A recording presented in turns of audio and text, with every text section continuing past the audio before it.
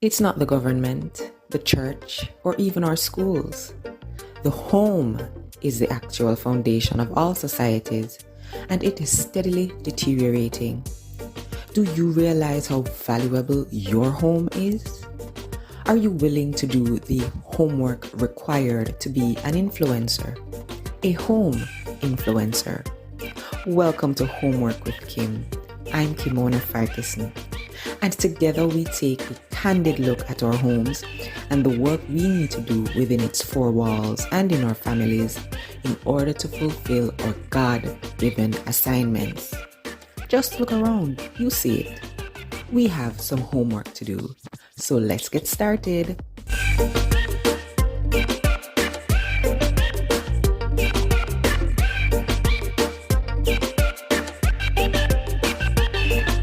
Hello and welcome back to another episode of Homework with Kim. Thank you so much for joining me here, where we take a candid look at our homes and the work we need to do within its four walls to ensure that at the end of a long, hard day, when our heads hit the pillow, we can truly declare home sweet home.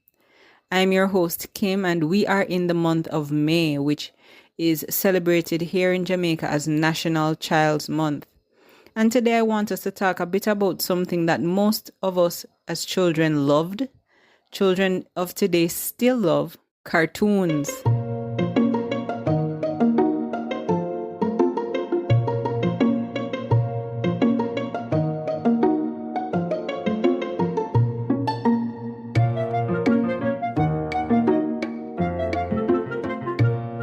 There are numerous explanations for why children adore cartoons so much, as a child's age determines the TV shows and movies they like. Cartoons are said to be designed to meet the needs of children's developing brains. They feature vivid colors, varying degrees of movement and sound, and straightforward themes or messages like compassion, being a good friend, resilience, what they are to do when they're terrified, and so forth. Similar to adults, children tend to favor television programs they can identify with. Cartoon characters are frequently either children themselves or they act like children when they are animals, automobiles, beings, trains, you name it.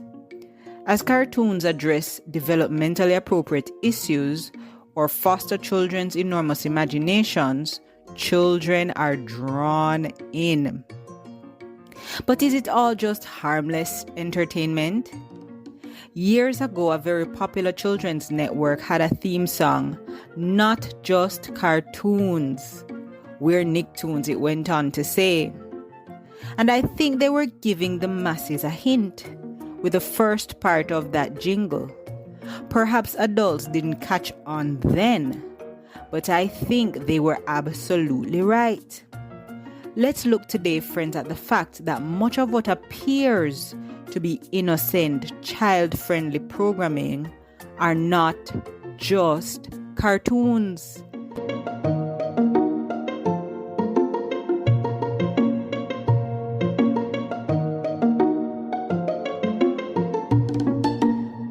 But are tools used in a far more sinister agenda. We must ask ourselves, are some of these cartoons brainwashing our children?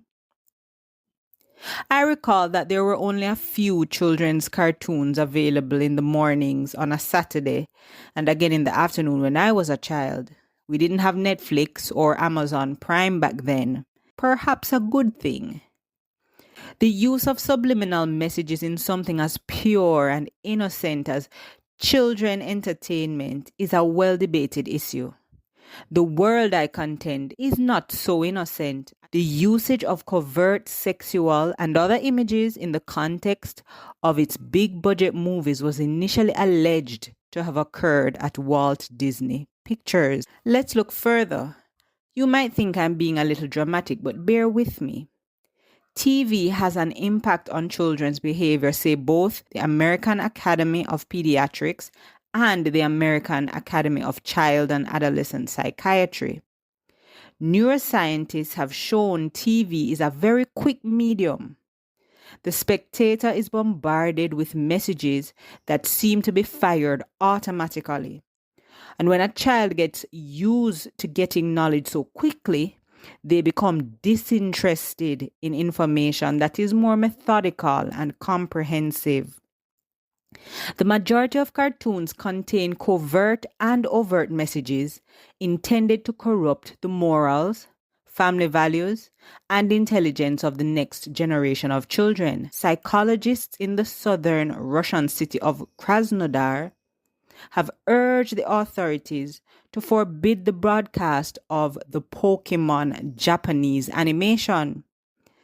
Despite the fact that it has been outlawed in many nations, including Japan itself, the animation has already been broadcast on Russia's state-run ORT national television network. According to Krasnodar psychologists, the animation uses what they call a 25th shot method that has a harmful impact on children's subconscious. The impact of this shot, neurolinguistic programming, or to use another term, zombieing. This tendency is described by psychologists as intellectual genocide. Don't get me wrong. Many of the well-known children's TV networks like Disney, for instance, could be relied upon to provide safe, age-appropriate entertainment. That was until wokeness overcame them. So why should parents keep putting their faith in a corporation that incorporates indoctrination into children's entertainment? These are not just cartoons. Fast-moving cartoons like SpongeBob SquarePants, according to a recent study, make it difficult for children to focus and reason. While SpongeBob SquarePants may be a popular TV program for children, a recent study demonstrating detrimental impact on kids' cognitive development suggests SpongeBob may be losing its parent audience, and I can relate, but we'll get there. Fast-paced shows like SpongeBob, according to the study in the journal Pediatrics, impair children's ability to learn. Children's capacity to pay attention, solve problems, and control behavior are all negatively impacted by these fast-paced shows, according to a study led by University of Virginia psychologist Angeline Lillard. 64-year-olds were randomly allocated to one of 3 tasks throughout the study: free painting, watching a 9-minute PBS program, or watching SpongeBob, which moves quickly. After that, cognitive thinking exercises like counting backwards or puzzle solving were given to the toddlers. Children who drew or watched the slower-paced animation performed considerably better on the tasks than SpongeBob viewers.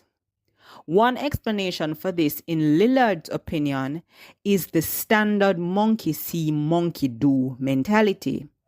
Children absorb the traits of frenzied, inattentive characters after they identify with them, according to Lillard. The study's conclusions weren't well received by everyone. In fact, a representative for Nickelodeon, David Bitler, asserted that the study was defective. He highlighted the lack of diversity in the study, only using white middle-class children, and the fact that the show's intended audience is a 6-year-old audience rather than the 4-year-olds utilized in the study as reasons why the study couldn't possibly yield reliable results. I mean, here in Jamaica, we say fisherman now go say him fish stink. So we expect that from a representative at Nickelodeon. SpongeBob, which was first aired in 1999, is the only Nicktoon from the 90s that has not ended yet. And I can tell you, friends, I caught a glimpse of an episode the other day and I was flabbergasted.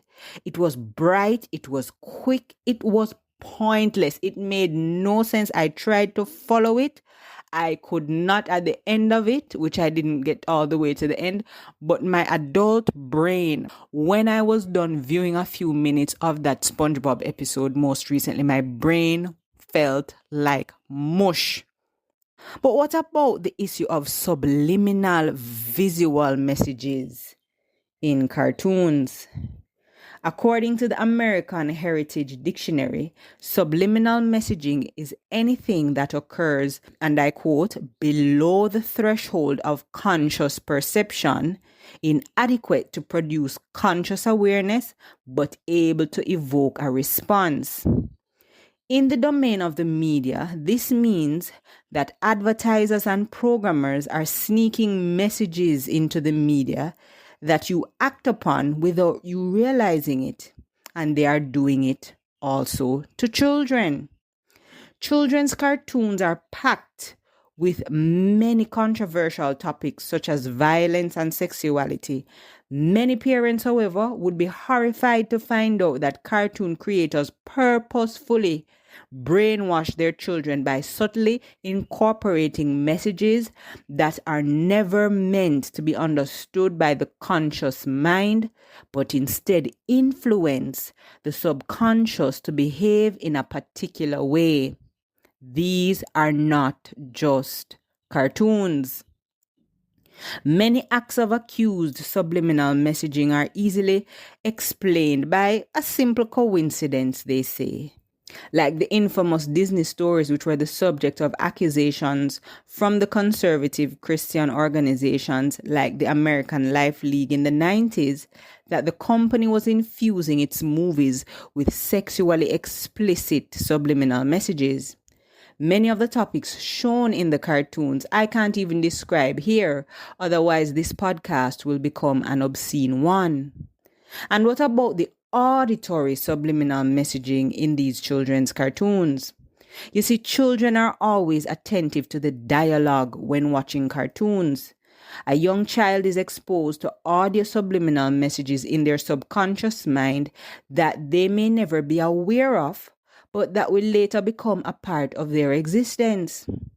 The situation is fascinating in that popular cartoons tend to use these messages the most frequently. The usage of metaphors rather than vulgar language is the main criticism leveled towards SpongeBob SquarePants. SpongeBob frequently yells, "tartar sauce," if you've ever watched an episode, when he gets upset. That sentence may have the appearance of a curse word to an adult ear. And I am not saying no cartoons, but I am calling on parents and guardians to be mindful that much of the programming is not just cartoons. They are not all innocent, so you must stand guard. Every child's childhood will undoubtedly include cartoons at some point. Many generations of children have grown up viewing animated films since the invention of cartoons more than a century ago. After viewing timeless animated stories such as Peter Pan, Aladdin, Cinderella, Beauty and the Beast, etc., many girls have now, fantasized about being princesses, and many boys have envisioned themselves to be brave knights. However, cartoons can have both a positive and negative effect on the cognitive development and behavior of your child. What are some positives? They can aid, and I use the word aid loosely. Children can start learning early with the aid of cartoons. Cartoons can have an impact on children, especially when they're educational and teach them about colors, shapes, and numbers. I mean, of course, you could do a much better job at that as a parent than a cartoon could, but, it could be used as a supplement. Children can learn fundamental concepts from these cartoons in a playful and engaging way, making learning a joyful pastime. Children find learning to be entertaining thanks to the animated talking pictures and vibrant graphics. Again, I think as parents, we could make it entertaining as well. It can also enhance creativity. Children's imaginations and inventiveness can be enhanced by watching cartoons. Your youngster, can be able to create original stories or works of art as a result of the cartoons he watches, and will be able to think of fresh ideas that are inspired by specific cartoons. Books do a better job of doing that as well. Cartoons encourage laughter and stress relief. I mean, these children, they are growing up stressed. Cartoons, at least the ones back then, were funny to children who would frequently laugh at the antics of the cartoon characters. And we know that laughter helps reduce stress and triggers the endorphins that will make them feel good. And of course, it can teach them about various topics, different cultures, about the Bible, the life of Jesus, by watching some animated series like VeggieTales, which I highly recommend. Cartoons can have both, as I said before, beneficial and detrimental effects on a child's behavior and development. Here are some of the detrimental consequences cartoons may have on your children. It can encourage rude behavior and a lack of empathy. You see, many cartoons include characters who act disrespectfully or disobediently, Peppa Pig, against their parents and elders. Children may mimic this behavior and challenge their parents or teachers when they are disciplined for bad behavior. We do not want that. Cartoons can also encourage antisocial behavior. Many cartoons promote antisocial behavior and send the wrong ideas to children. Then there are cartoons that encourage hostility.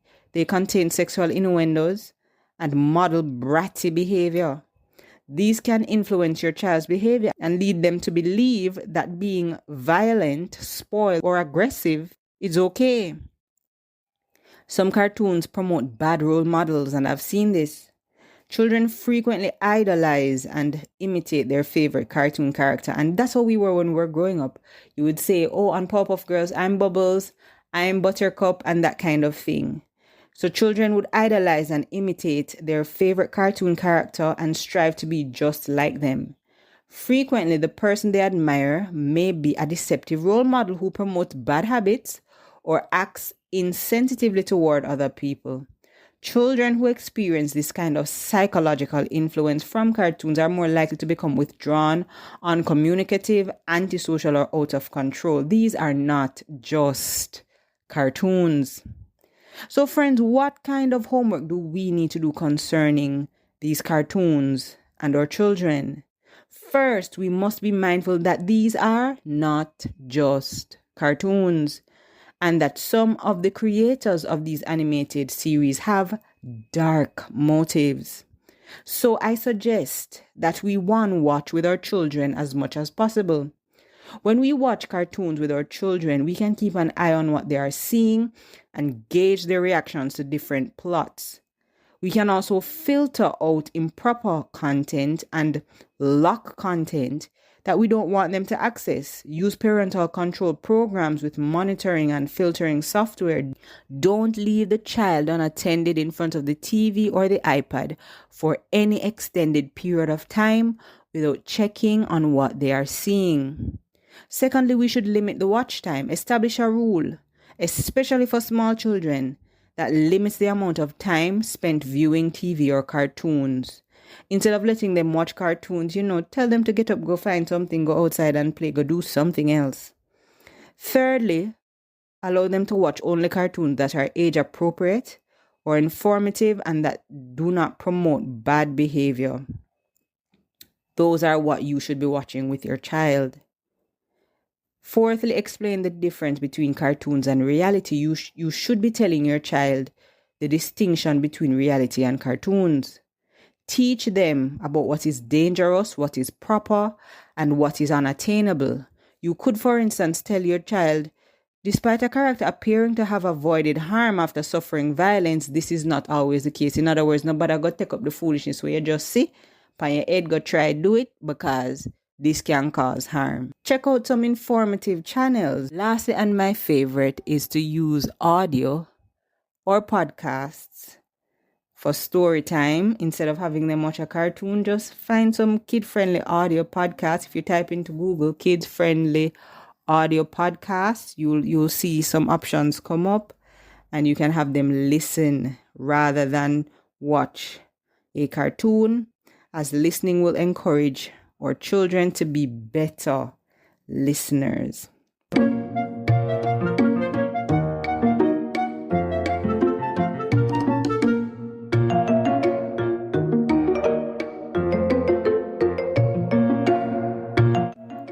Friends, as I conclude, please remember that for millions of children, TV ends up being the de facto babysitter, unfortunately.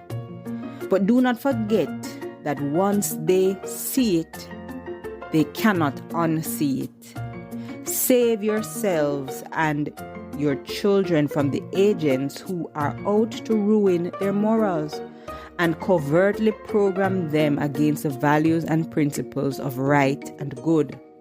Before it's too late, do this. Keep in mind that much of these programs are not just cartoons.